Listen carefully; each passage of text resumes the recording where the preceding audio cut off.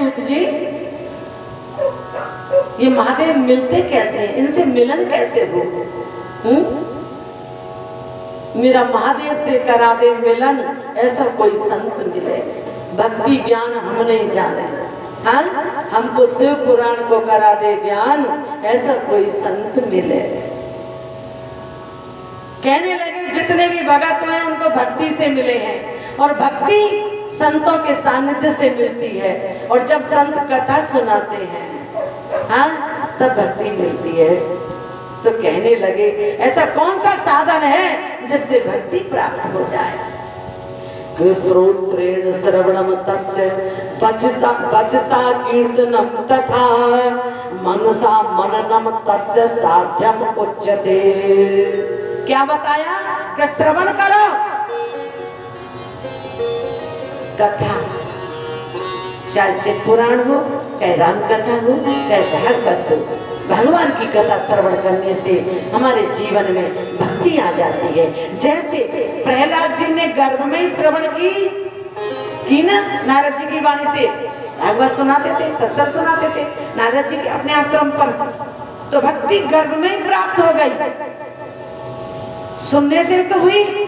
और यही बात शिव पुराण में आ रही है, श्रोत्रम श्रवणम तच्च बस्सा कीर्तनम तथा, यानी श्रवण करो और वाणी से कीर्तन करो। और हम बार बार में कीर्तन करा रहे हैं, आप भी मिलकर के करना कि नमः शिवाय ओम नमः शिवाय, हर हर भोले नमः शिवाय, नमः शिवाय ओम नमः शिवाय, हर हर भोले नमः शिवाय, नमः शिवाय ओम नमः शिवाय, हर हर भोले नमः शिवाय। हाँ, वाणी से कीर्तन, कथा सुनो कानों से तो, और वाणी से कीर्तन करो, और मनसा मननम तस्य, और मन से उसका चिंतन करो, मनन करो। कहीं जा रहे हो चले जाओ, कोई बात नहीं, अभी आप ये टॉपिक सुन लो, बैठ जाओ, बीच में मत छोड़ो। कानों से कथा सुनो, ये इंद्रियां किसके लिए दी हैं? संसार की चर्चा सुनने के लिए। ये वाणी किस लिए दी है? हाँ, रसेंद्रिय, विषयों का भोग भोगने के लिए। किन्ने तो हलवा पूड़ी बनन दो, रसगुल्ला चटन दो, कचौड़ी जलीनी चलन दो, है इसके लिए नहीं। आहार उतना ही करो जिससे कि हम भजन कर सके, कीर्तन कर सके। जैसे पेट भर के अगर हम बैठ जाएंगे तो हमसे कीर्तन हो जाएगा क्या? हाँ, जरा विचार करें। वाणी से कीर्तन करो, और श्रवण करने के बाद में मनन करो कि आज क्या सुनाया था। मनन करो, मन से याद करो आज क्या सुनाया था। तत्स साधनम उच्यते, यही साधन बताया गया है भक्ति प्राप्त करने का। क्या? श्रवणम यानी कथा सुनो, और कीर्तनम कीर्तन करो। अब बात आती है कीर्तन क्यों करें?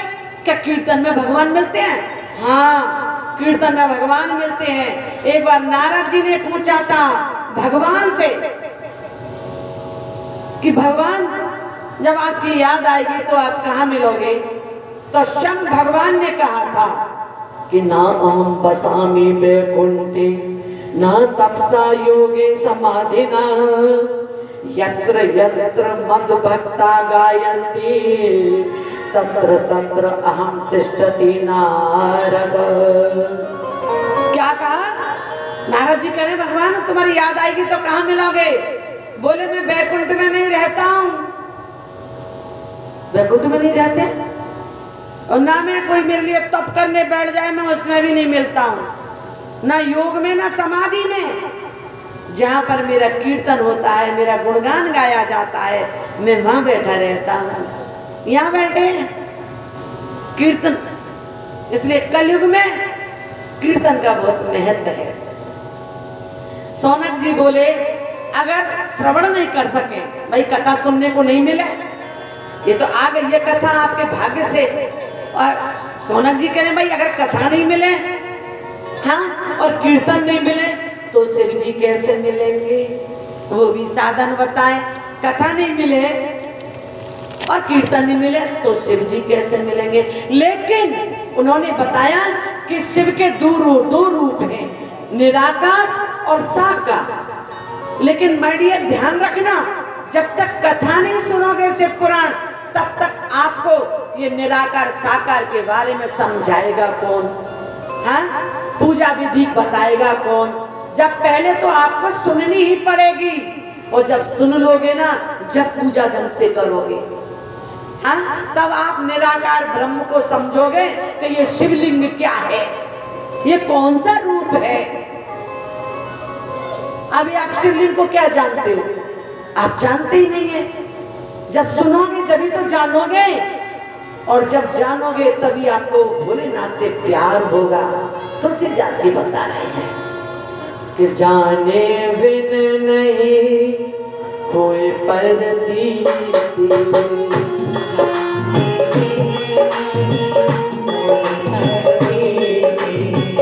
जाने बिन नहीं कोई परतीति, जाने बिन कोई परतीत ना होवे प्रीति,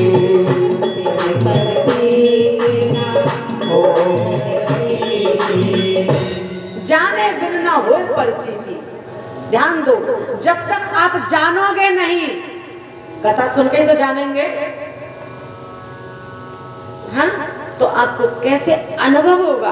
प्रतीत माने अनुभव। ये अनुभव में ही तो आते हैं भगवान, अनुभव की बात है। जैसे आपके गाल पर किसी ने थप्पड़ मारा तो उस थप्पड़ का दर्द आपको ही तो अनुभव हुआ, बगल वाले को थोड़ी होगा। ऐसे ही जो कथा सुनेगा, हाँ, वो जान जाएगा, उसको अनुभव होगा कि हाँ भगवान है।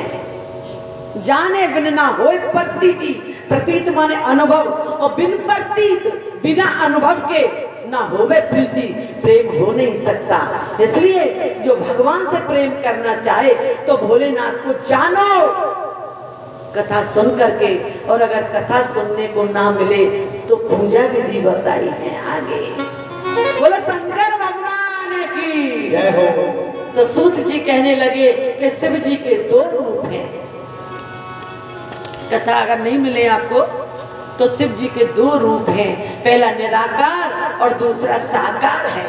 और जो शिवलिंग है ये उनका निराकार रूप है। क्या? शिवलिंग, ये इनका निराकार रूप है।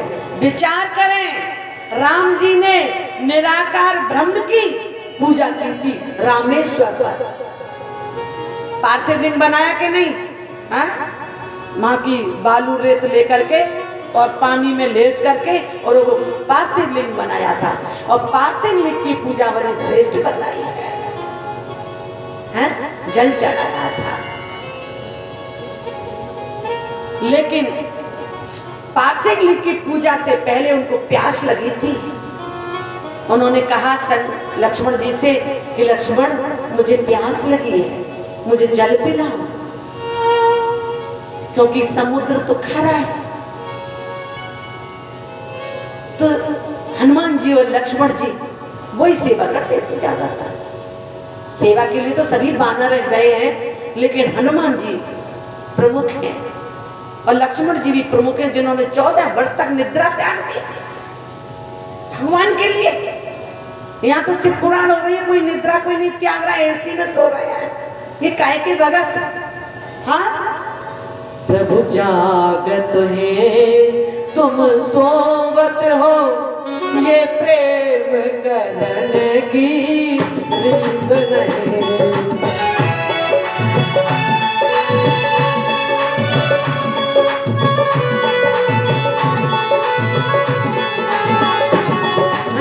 आपकी कॉलोनी में भगवान जाग रहे, भोलेनाथ आए हुए हैं निराकार रूप में और साकार रूप में।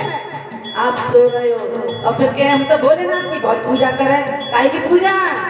ये प्रेम करने की रीत है क्या?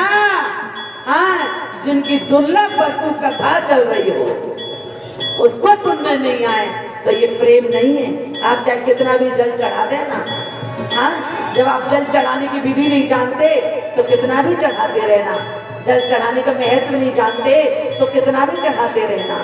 जल चढ़ाने से क्या फायदे होते हैं, हाँ, ये आप जानते ही नहीं है। लेकिन भोलेनाथ तो इतने सीधे हैं, इतने सरल हैं, आशुतोष हैं, शीघ्र प्रसन्न होने वाले हैं। उनके ऊपर वो बिन अनजाने में भी कोई जल चढ़ा जाए उसको भी फल दे देते हैं। इतने सरल देवता की, इतने शीघ्र प्रसन्न होने वाले देवता की आप अगर कथा नहीं सुने तो आपसे ज्यादा अभागा इस दुनिया में कोई नहीं है। आप अंदर सो रहे हो एशियों में।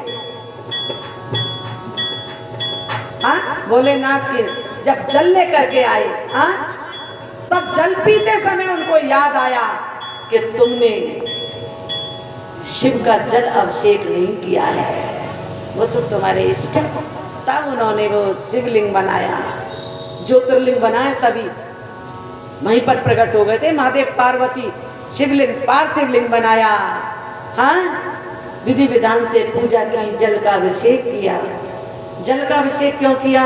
क्योंकि शंकर भगवान को विष पिला दिया था जब समुद्र मंथन हुआ था। तब क्या, जब समुद्र मंथन हुआ था तो देवताओं ने शंकर भगवान को, मंथन में से विष निकला तो शंकर भगवान को पिला दिया था। तो उस दिन से उनका सिर बड़ा जलता है, पीड़ा होती है, उनको भी शांति चाहिए। इसलिए जो शिव जी पर जल चढ़ाता है तो शिव जी को शांति मिलती है। तो वो कहते हैं, जा ओम शांति, तुझको भी शांति मिले। अगर जीवन में शांति चाहते हो तो शिव जी पर जल चढ़ाओ।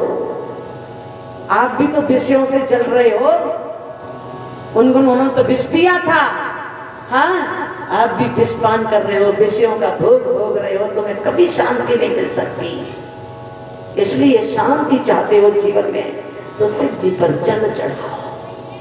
जब इंसान मर जाता है ना तो उस मरे के पास जाकर के ये नहीं कहते भगवान इसके लिए मकान देना, दुकान देना, बेटा देना, नाती देना, अच्छी पत्नी देना, ऐसा तो नहीं बोलते ना। क्या कहते हैं, हे प्रभु इसको शांति देना, क्योंकि जीवन भर ये अशांत रहा है। इसलिए शांति को बटोर के रखिए। ओम शांति, ओम में ही शांति है, ओम में ही शिव बैठे हैं, ओम में ही भवानी बैठी है, उमा बैठी है। हाँ, ओम, पूरा ब्रह्मांड की रचना ही ओम से बनी है, सारी विद्याएं ओम में है, सारे मंत्र ओम से निकले हैं। हाँ, शिव का वास है ओम में। बोलो ओम शांति।